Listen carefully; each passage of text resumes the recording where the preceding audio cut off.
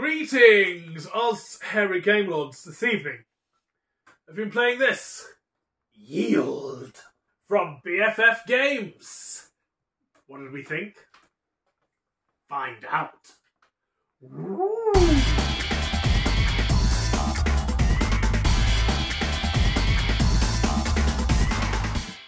Okay, so this is set in the same universe as what's it called? The Hidden Leaders, but this is the prequel to Hidden Leaders. And well, we loved Hidden Leaders as a game and the expansion. I personally, as Ange the Bearded Lady, absolutely loved the artwork. So with it being set in the same universe, it's still got all of that amazing, beautiful kind of comic style artwork going on. But this one is a lot more than just your kind of standard battling card game. This has beautiful components in. It has amazing meeples. I do like a nice meeple, and these meeples are very nice. And there's some sort of, I've got to mention, the Giraffe Turtle Cavalry. There we go. Giraffe Turtle Cavalry for the win. It has little kind of counters in it there. It has these kind of, as you can see, actually, these are all prototypes. So we just need to say this is prototype, but it feels like such a nice prototype. These may be a little bit different, but in the final one, but it has dials to keep score of your health. And your army strength, Ange. Ah, yes. And then everybody has a player sheet that is double-sided with different powers on each side for your army to fight with. Now those powers ranged, they were different kind of stuff. Tonight we chose on what was our favourite colour. That's what we went with. I think probably in future when we play this again, it would be a random deal out, wouldn't it? Yeah. Because it felt like some people would say, oh, some of the powers felt maybe stronger than others. It is all asymmetric. I think they probably are quite balanced, but they are very much a play style. Yes. And some of them really reward a certain type of play style and really punish a different type of play style. Pete, I think it was very much not in Pete's wheelhouse. I just made a fairly fundamental tactical blunder right at the start and paid for it throughout. So I think Pete started that. Did he start that? Pete did start that, yeah. And then I that. carried it on because obviously you're gonna. And that fundamental error at the start was, as with most area control games, don't start a land war in Asia.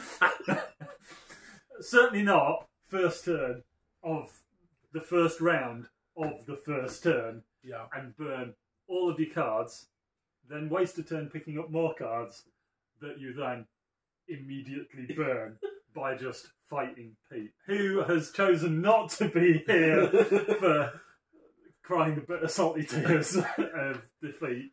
But yeah, me and Pete basically went at it, hammer and tongs, first turn of the first round, lost all of our cards in what turned out to be 2 draws on the trot, and then we had no battle cards at all for basically the rest of the game. Yeah. So don't do that, kids. Especially when the game itself is actually made up of 3 rounds, and in each round you get to play just 4 cards. So in total, you're playing only 12 cards. Yeah. And you guys decided to waste your. You start with 7. Yeah. Which we burn immediately. You can then choose to give up one of your 4 cards for that round to pick up 5, discard 2. So effectively, pick up 3 cards. And then we had another combat, which was also a draw. And then I think we did it again. Yeah. So that was effectively, all our starting 7 cards, then wasted a turn, then wasted another turn for net 0 results. So whilst you two were fanning about at the top end of the board, Dan and I were really establishing. Power base. Yeah, absolutely. Yeah. On the south side of the board. Now, what happens is the game starts off. There's lots of pathways on top of what is a really nice, beautiful looking board. There's all these different pathways. There are different shapes and colours. And effectively, if you are in a green triangle area, when you come to battle, you can only use your green cards. The battle cards feature numbers between 3 and 5, or 3 and 6, when played face up. If you, for instance, were fighting and you'd run out of your green battle cards, you could play them face down, and then they would only be worth 1 fighting power, but you could play a red one face down, for instance. So it helps you continue on in the battle. It's pretty rubbish unless you had Dave's power, which meant a face down card would not be scored as a 1, but be scored as a 3. Very nice. Which is the worst type of card that you would get in the colour, a 3. Yeah. But you were able to do that with whatever Any colour. colour. So that was really, really nice advantage to you. So yeah, you're battling out and you're using the colour cards in the locations that you are. And there comes a point when you need to choose to yield, not probably out of the fact that you don't have any more cards left, but maybe out of more of a strategic idea to think, this is just one of, could be many battles that I'm going to be in. Yep. I did not do this. Whereas actually at one point, Dan did a really clever yield, and when you yield, you retreat away from that point. And he actually retreated onto a fortress, which then let him attack it next turn. Yeah. Which was that It was clever. That It was very clever, yeah. Which is unusual for Dan. I know it is. It was not only clever, but also annoying, because he'd retreated then onto one of my fortresses that I had spent the game upgrading, so it was worth loads of victory points. Yeah. And that, in essence, is how you win the game. At the end of the game, it all comes down to victory points. There are starting fortresses all over the map that have these neutral tokens on, and when all you need to do is land on said fortress, play the right card to conquer that fortress, and it's yours. And so then you add your colour token. So that's 2 VP going to you. If you can maintain that and upgrade that fortress, it's more VP. If someone else comes in and takes it over, they add their token, even more VP. So yeah, you get a nice little stack of tokens, which I think was one of them worth 5. Yeah, at the end was the absolutely, highest one. Yeah, the one of the ones that I had 6 on. Lots of points.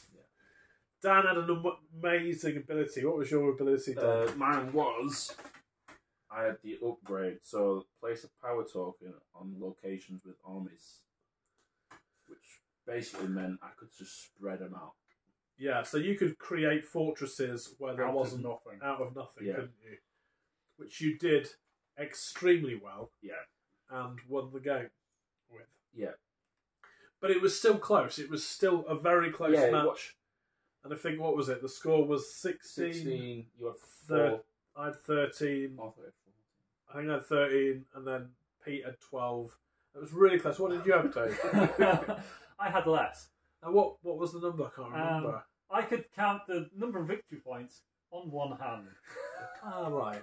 Excellent. It was kind of close. To be fair, Yeah. Pete got 12 points because I was still kind of boxed in with Ange and Dan fighting battles right till the end of the game, whereas Pete got, I think, you kind of went, oh, Pete's not a threat anymore, Yeah. and he got left alone to build his power back. Not enough to come close to winning, but he managed to wheedle his way in the last couple of turns, whereas I was still just fighting battles because, 3 cards, that'll do, I'll fight. Yeah. So you are effectively, on your go, you are limited to what cards you have. You have strategic cards. How many cards are there in the strategy cards? 6. You only get to play 4 in each round. So those strategy cards help you move, but you can only move up to 2 spaces. And that's only maybe like once or twice in You can move multiple armies. Sometimes you've got a choice. You can do an ambush or move. Other times you can do a ritual, which will mean that you can go back and use a card that you've already used, which is really powerful. But at the same time, you have to downgrade, which is you're losing a victory point. There's so much going on in this game, isn't there? Yeah. But it's not. It doesn't detract from sort of like the ease of learning this game, picking it up and playing it. And it's quite a quick game as well. It's a quick game. I think there were 4 of us, and Yeah. it was just over an hour. Yeah, and that was a teach game as well. It felt great. And also, one thing that all of us sat around the table kept on saying was, "Oh, can't wait to play this again. I'm going to play it differently if I play it again." Very differently. High five. So yeah, there's lots of replayability in this. So all of us trying to think, oh, actually, next time I played this character, I would play it this way. I'd play it differently. I'd probably play it to its strength here. Starting to see different ways of playing it. Then there's also the reverse side of that. Said character plays a slightly different way. My character was bloody brilliant. Every time I was to take a loss in armies, I added them as a gain in units. So it was absolutely brilliant. Yeah, it became quite scary at the end. To be Yeah, fair. really good. So it was like, I would therefore sometimes it was strategic for me to lose, but sometimes to try and force my opponents to go too far over, and then me lose 4 units. Only I gain those units. Amazing. So sometimes then I would just be coming in as a heavy hitter, be like, yeah, I've got 16. What are you going to do about that? What's that? You got 4? All right, okay, I win. Really, really cool. And you can not only, when there's a battle that takes place, someone yields and retreats, the other opponent can chase after them and destroy that army if they're able to. Brilliant. Absolutely brilliant. So there's lots going on. There's lots of replayability. I'm happy with my draft turtles. Yes, indeed. So there's screen printed minis, which is really nice. And screen printed tokens as well, which are really nice. Really nice. Card quality is really nice. It just feels and looks like a great game. And one which we would suggest you fully get behind. Oh, yeah. Area control in an hour, loads of replayability. Can't say fairer than that, really. Absolutely. And you don't have to attack anyone. Not so much you don't have to attack anybody. It's actually, like in many area control games, at the start, don't attack anybody. Hold things back until the last turn, and then you attack people. No, I still think you could do it without attacking anyone through the whole thing, unless you got attacked. Oh no, I want to attack people. My Your character's character's all about attacking people. So was yours there, weren't it? Mine was more spread out. Spread out. Yeah. Excellent. Well, 2 big thumbs up from me. I mean, even from me, who lost really badly. Really badly. And we'll pay for it next time.